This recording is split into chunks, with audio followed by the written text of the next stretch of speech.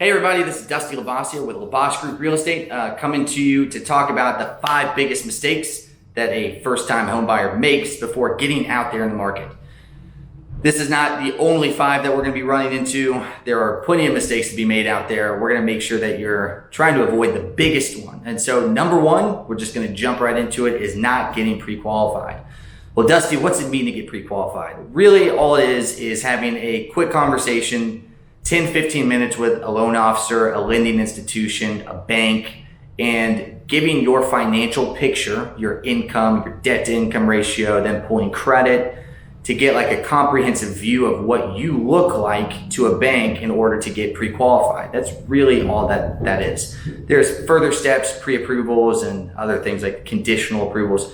That gets further down the line, and we'll talk about that in a separate video. But it's important to be pre-qualified, because we don't want to put the cart before the horse. And then also, if you're in a fast-moving, quick market where inventory is flying off the shelf, well, when you're making an offer on a property, you always want to have a pre-qualification letter in the email that your agent sends over with the actual offer.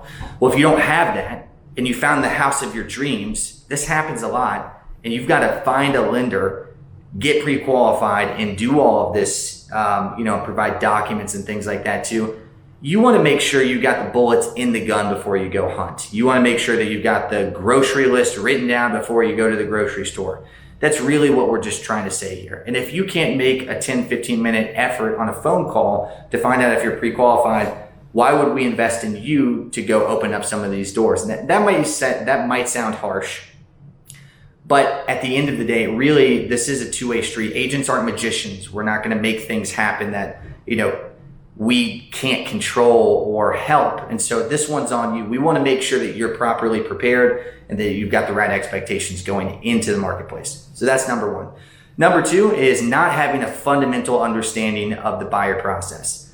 I think the real estate industry as a whole is really good at being able to sit down with a seller, a listing presentation, and talk all the way through about what the entire listing presentation looks like, or the selling side, right? We're not as good with sitting down with potential buyers and educating them about the process. Earnest money, hard costs like an appraisal and having a home inspection, what an offer looks like, the different price and terms, like going to go check out houses, being able to run a comparative market analysis on homes inside of a neighborhood.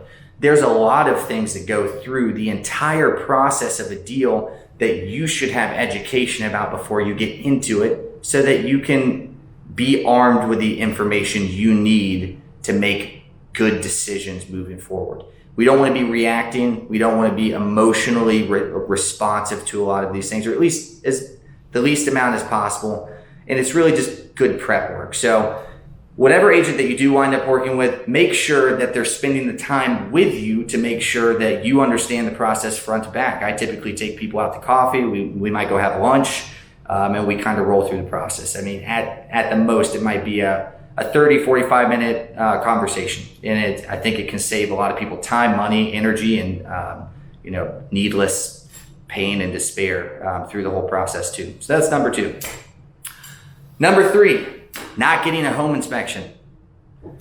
This is a huge mistake. We're talking about a $400, $500, maybe $600 cost that's non-refundable. If the deal falls apart, say goodbye to the money, right? But to have a home inspection with a good, reputable inspector is huge.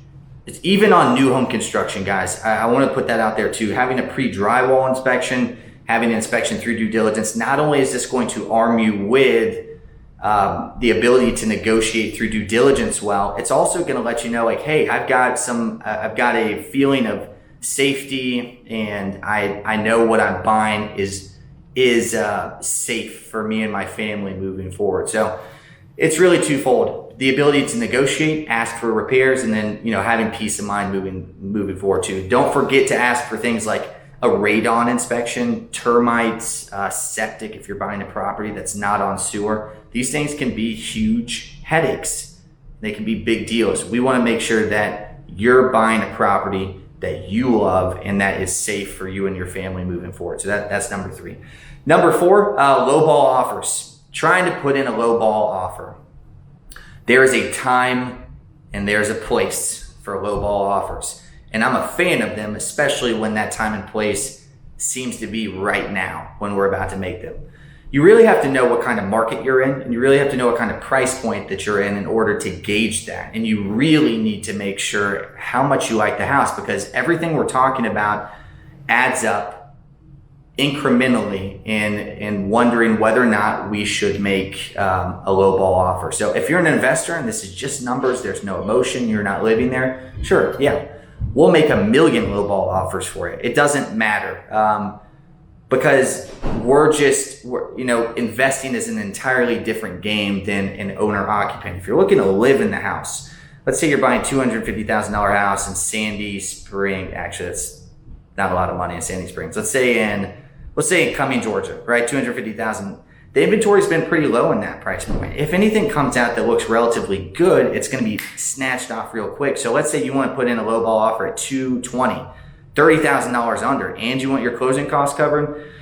Not only are you probably going to hear a flat out no or maybe no response, but you've shot your ability to go in there and actually negotiate if you want to come back up after that, because people are just as emotional on the other side too from a selling standpoint. So you got to really listen to your agent, ask the good questions, but understand that lowball offers can do a lot of damage when you're coming into properties like that for the first time. Number 5, last and final biggest mistake we see people making is the understanding of loans.